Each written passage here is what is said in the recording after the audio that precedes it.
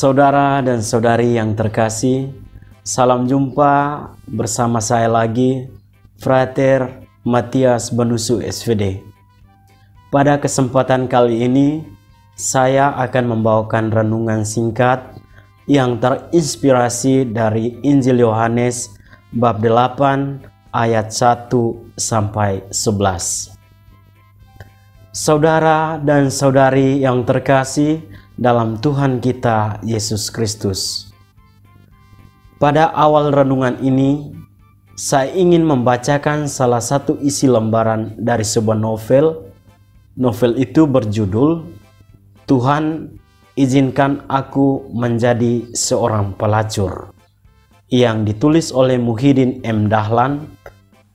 Pada salah satu lembar, kata-katanya ditulis demikian.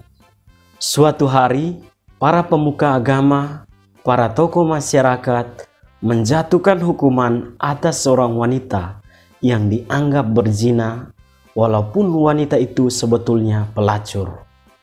Hukuman yang dijatuhkan kepadanya tidak main-main, rajam atau hukuman mati dengan cara dilempari batu sampai ia menghembuskan nafasnya yang terakhir.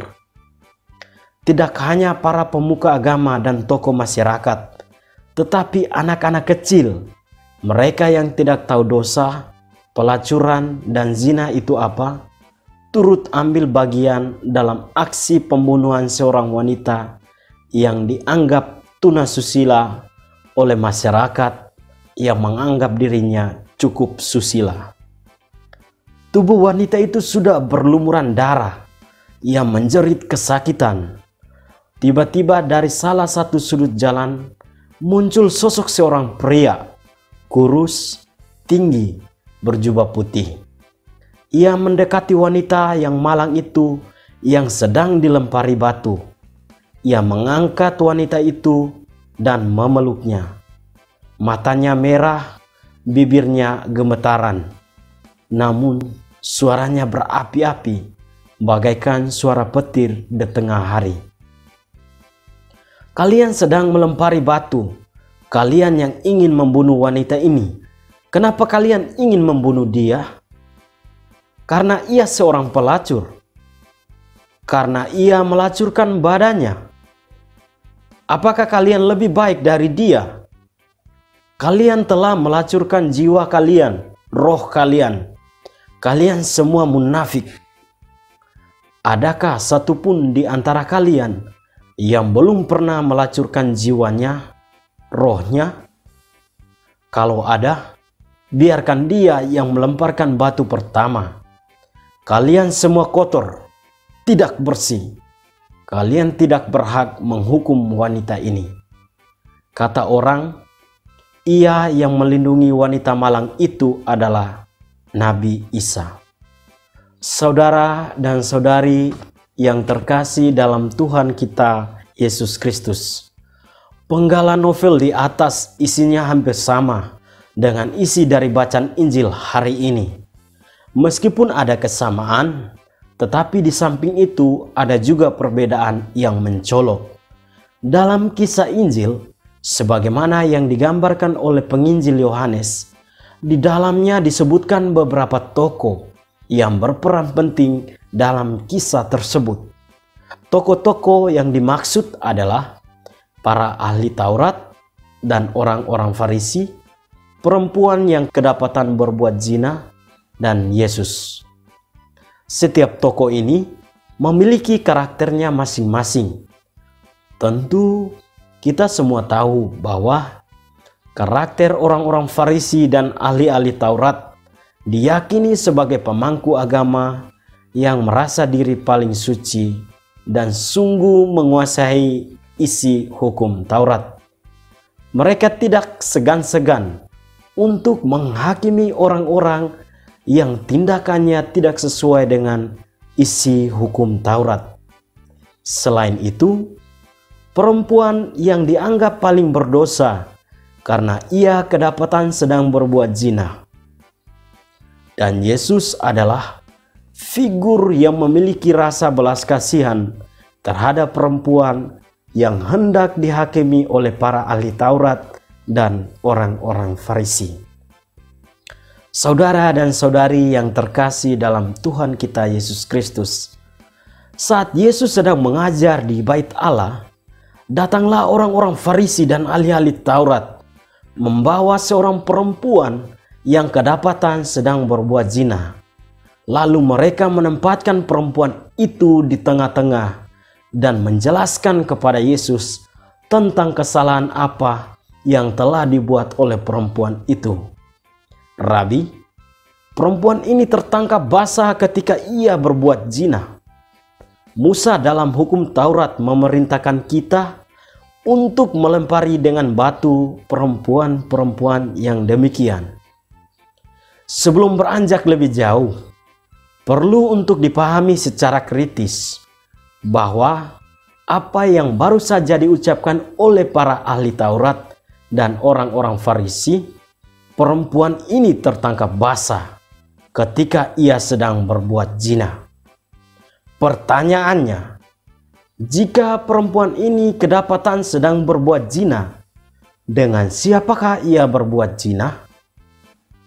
Sedangkan pemahaman kita tentang zina itu sendiri adalah perbuatan bersanggama atau berhubungan antara laki-laki dan perempuan yang tidak terikat oleh hubungan perkawinan.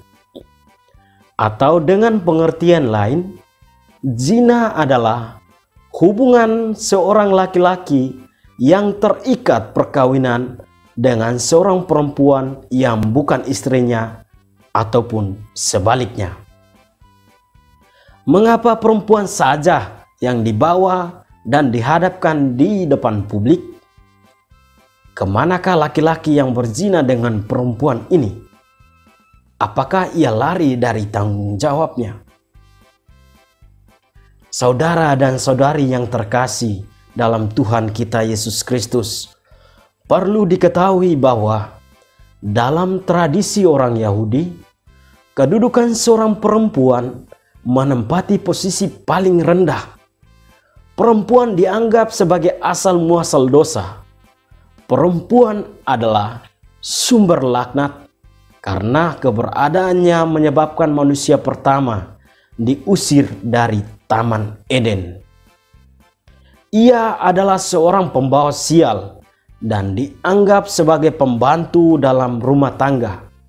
Jelas ini menunjukkan ketidakadilan gender dalam masyarakat Yahudi. Karena dalam masyarakat Yahudi, laki-laki memiliki hak yang dominan ketimbang perempuan. Sejatinya, tradisi yang demikian menciptakan jarak antara laki-laki dan perempuan dan terutama penindasan terhadap kaum perempuan. Jika dicermati secara baik penjelasan di atas, maka kita dapat menemukan kesimpulan bahwa perempuan itu harus diadili sendirian, tanpa harus melibatkan sosok seorang laki-laki yang berzina dengan perempuan itu. Karena perempuan dalam tradisi orang Yahudi dianggap sebagai penggoda dan membuat laki-laki berdosa. Selanjutnya, para ahli Taurat dan orang-orang Farisi menanyakan tanggapan Yesus tentang hal itu. Namun, respon yang diberikan oleh Yesus tentu membingungkan orang-orang itu, yaitu Yesus membungkuk dan menulis dengan tangannya di tangan. Tak sekata pun ia keluarkan dari mulutnya untuk menjawab pertanyaan orang-orang Farisi dan ahli-ahli Taurat. Oleh karena para ahli Taurat dan orang-orang Farisi terus mendesak Yesus, maka Yesus menjawab mereka dan berkata, "Barang siapa di antara kamu yang tidak berdosa, hendaklah ia yang pertama melemparkan batu kepada perempuan itu." Saudara dan saudari yang terkasih dalam Tuhan kita Yesus Kristus, mari kita lihat bersama arti dan makna Yesus membungkuk dan menulis dengan tangannya di tanah.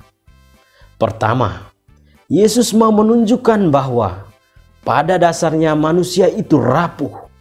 Ia berasal dari debu dan akan kembali kepada debu. Karena kerapuhan manusia senantiasa menjadi pemicu jatuhnya manusia dalam kubangan dosa. Dengan demikian, para ahli Taurat dan orang-orang Farisi, termasuk perempuan itu juga, merupakan manusia yang berasal dari debu, memiliki dosa dan kesalahan. Kedua, karena manusia itu rapuh, memiliki dosa dan kesalahan, ia sama sekali tidak berhak untuk menghakimi sesamanya. Yang pantas untuk menjadi hakim atas hidup dan mati manusia adalah Allah sendiri. Ketiga, mengapa Yesus membungkuk dan menulis dengan tangannya di tanah? Tentu apa yang dilakukan oleh Yesus memiliki arti simbolis yang sangat mendalam. Ia mau menunjukkan kepada ahli Taurat dan orang-orang Farisi bahwa Allah adalah pengasih dan penyayang. Jadi sebesar apapun dosa manusia, Allah senantiasa membuka pintu kerahimannya bagi setiap insan yang mau bertobat. Tulisan di tanah sebagaimana yang dilakukan Yesus, bahwa tulisan itu dengan mudah untuk dihapus. Ini merupakan simbol penghapusan dosa manusia. Saudara dan saudari yang terkasih dalam Tuhan kita Yesus Kristus, ada beberapa hal yang perlu kita refleksikan dan maknai dalam kehidupan kita setiap hari. Pertama, soal menghakimi.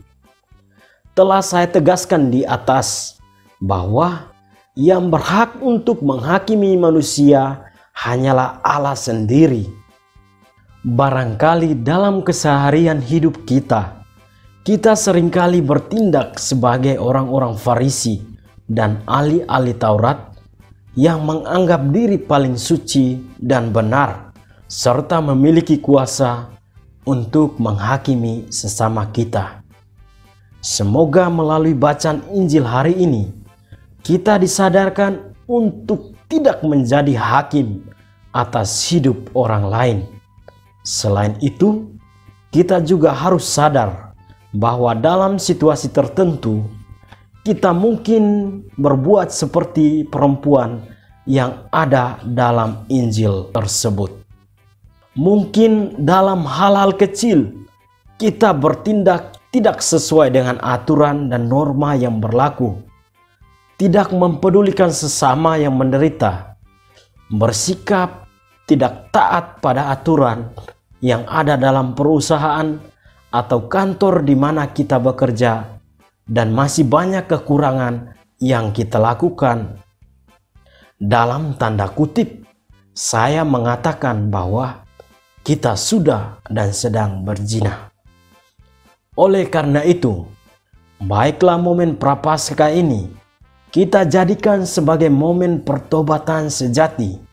Bertobat dari segala tindakan-tindakan yang tidak sesuai dengan kehendak Allah, yang senantiasa merendahkan martabat kemanusiaan sesama kita. Kita hendaknya belajar dan meneladani sikap dan kemurahan Yesus yang senantiasa terbuka untuk mengampuni dan menerima kembali perempuan berdosa. Apa yang berat bagi kita sekalian untuk mengampuni orang-orang yang menyakiti kita? Bukankah Yesus terlebih dahulu mengampuni kita? Mengapa kita susah sekali untuk mengampuni sesama kita? Saudara dan saudari yang terkasih dalam Tuhan kita Yesus Kristus, kita sekalian juga diajak untuk senantiasa menghargai martabat manusia. Entah dia perempuan atau laki-laki, kita mesti meletakkan respek kemanusiaan kita terhadap setiap orang. Sebab pada dasarnya Allah sudah menciptakan manusia laki-laki dan perempuan untuk melengkapi, untuk saling mengasihi satu sama lain, bukan sebaliknya saling mencerai-beraikan dan saling menindas satu sama lain. Semoga